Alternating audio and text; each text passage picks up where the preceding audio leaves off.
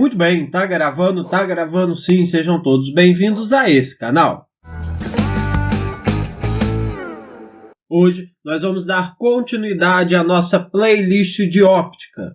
Vamos ver a formação de imagem em lentes esféricas. Mas, se você caiu direto nesse vídeo, é necessário que você volte ao início dessa lista para poder acompanhar desde o princípio tudo que nós vamos fazer até chegar nesse ponto. Então, bora comigo. Bom, a formação de imagem não tem nenhum mistério, né? Pelo método geométrico. Vocês lembram de formação de imagem em espelhos esféricos? Então, o princípio é o mesmo. Para as lentes convergentes, nós vamos ter 5 casos diferentes. E para a lente divergente, apenas um, porque independe da posição que o meu objeto vai estar. Ele sempre vai ter uma imagem virtual, menor e direita. Já a lente convergente depende de onde ele vai estar. Se ele vai estar antes do ante principal, se ele vai estar além do ante principal, se ele vai estar em cima do ante principal, se ele vai estar entre o ante principal e o foco, ou se ele vai estar em cima do foco, ou entre o foco e o centro óptico. Então vamos ver o primeiro caso da lente convergente, que o objeto está além do ponto anteprincipal objeto. Vamos utilizar os raios notáveis para determinar a imagem desse objeto. Vou pegar aqui no topo e vou usar o raio que incide paralelo ao eixo principal e que sai passando pelo foco. Muito bem. Ele incide paralelo e sai passando pelo foco.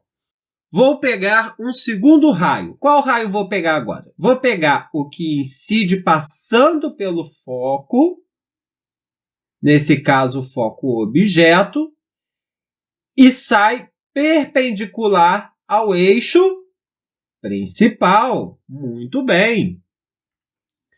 A junção desses dois raios, que é nesse ponto aqui, vai me dar a minha imagem. Está aí a minha imagem.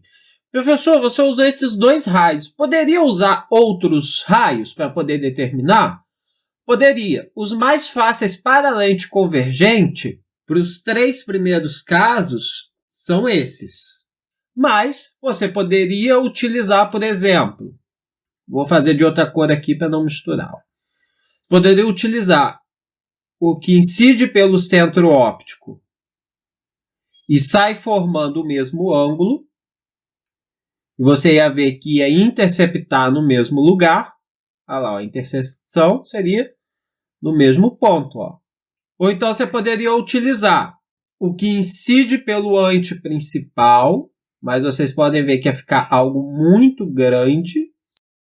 E sai passando pelo anteprincipal imagem, olha lá. Só que esse raio, por exemplo, aqui do anteprincipal, que intercepta no mesmo ponto, ia ficar algo muito extenso, né? Por isso que quase nunca usamos ele. Então, beleza. Posso usar qualquer um dos 4 raios. Mas eu indico para as lentes convergentes, esses 3 primeiros casos, usar os raios que incide paralelo e sai pelo foco, e incide pelo foco e sai paralelo, que são os menores e mais fáceis. Ou então ainda pode utilizar o que incide no centro óptico e passa sem sofrer desvio. Agora vamos às classificações da minha imagem. Bom, eu vou ter uma imagem de natureza real.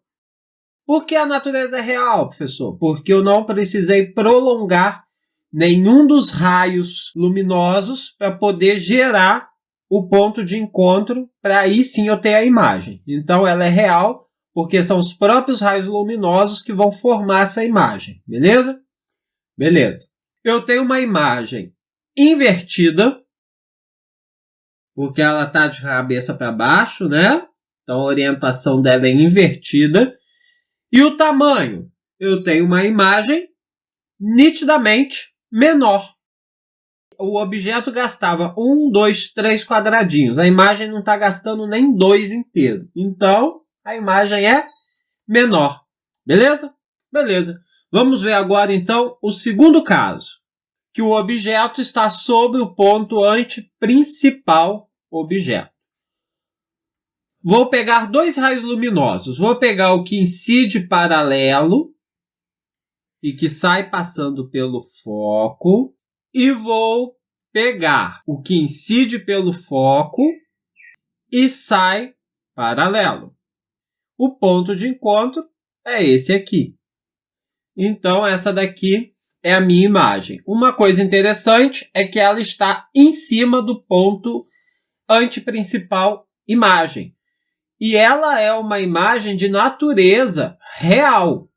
Por que, professor, natureza real? Porque não precisei prolongar nenhum raio luminoso para poder gerar o encontro entre eles.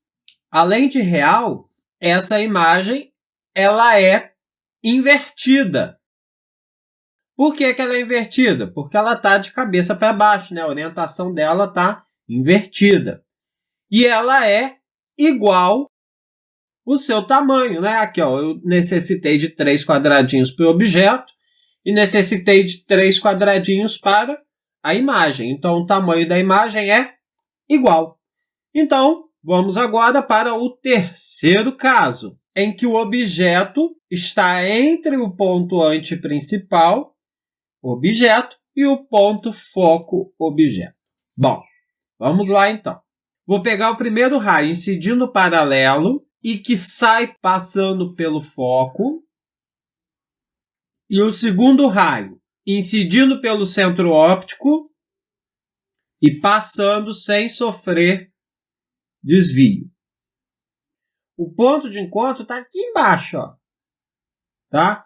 Então, eu consigo ver que essa imagem ela tem uma natureza real, porque eu não precisei prolongar nenhum raio para obter ela, tá? Ela tem orientação invertida e ela tem um tamanho maior. Nitidamente, né? A imagem é maior do que o objeto. Sempre que vocês forem construir, que o problema não colocar o objeto em um lugar fixo aqui, entre o antiprincipal e o foco, eu aconselho vocês a sempre colocar o mais próximo do antiprincipal possível para a construção não ficar muito grande, tá? Então, coloca sempre o mais próximo do antiprincipal, porque se tivesse mais ou menos aqui, se o meu objeto tivesse mais ou menos aqui, esse desenho estaria mais ou menos aqui assim, ó. Né? Então, seria algo menor. Então, se o problema não fixar o objeto em um lugar entre o antiprincipal e o foco nesse terceiro caso, eu aconselho deixar sempre o mais próximo do antiprincipal possível, beleza? Beleza. Vamos ver então agora o quarto caso, em que o objeto está sobre o ponto foco objeto. Primeiro, vou pegar um raio incidindo paralelo ao eixo principal e sendo refratado passando pelo foco. Não tenho como usar o raio que eu estava usando antes, né? Passando pelo foco e saindo paralelo. Vou ter que usar outro. Qual que eu posso usar aqui?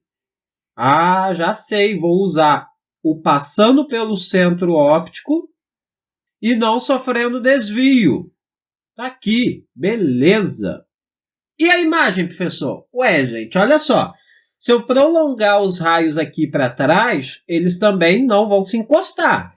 E nem se eu prosseguir com eles para cá, eles também não vão se encostar, porque os raios são paralelos. Não é verdade? É verdade. Então, o que vai acontecer nesse caso? Nesse caso, eu vou ter uma imagem de natureza imprópria. E existe uma aplicação muito interessante nesse caso, que é as lentes de holofote de longo alcance. Como os raios partem paralelos, eles vão alcançar uma distância muito maior. Então, esse é o tipo de lente que se usa em holofotes de longo alcance. Aquela primeira que a gente viu, aquele primeiro caso, que o objeto fica além do ponto antiprincipal, lembra? Se não lembra, volta aí o vídeo. Ele é muito utilizado em máquina fotográfica. E também nos nossos olhos, a imagem conjugada pelos nossos olhos. Essa é uma aplicação daquela lente, né? Com o objeto além do antiprincipal. E no terceiro caso, em que o objeto está entre o antiprincipal e o foco objeto, a aplicação dele, por exemplo, são os projetores. Os projetores são usados em sala de aula ou em cinema, né? Porque amplia a imagem. Então, esse terceiro caso, uma aplicação dele é nos projetores. Então, vamos agora para o quinto e último caso da lente convergente. Muito bem, vou pegar um raio que incide paralelo ao eixo principal e passa pelo foco imagem. Vou pegar um segundo raio, que ele incide no centro óptico e passa sem sofrer desvio. Eu quero agora que vocês observem o seguinte. Esses dois raios estão cada vez se afastando mais. Se eles estão se afastando mais, se eu prolongar eles para trás, para a parte do objeto, eles vão se encostar em algum ponto, não vão?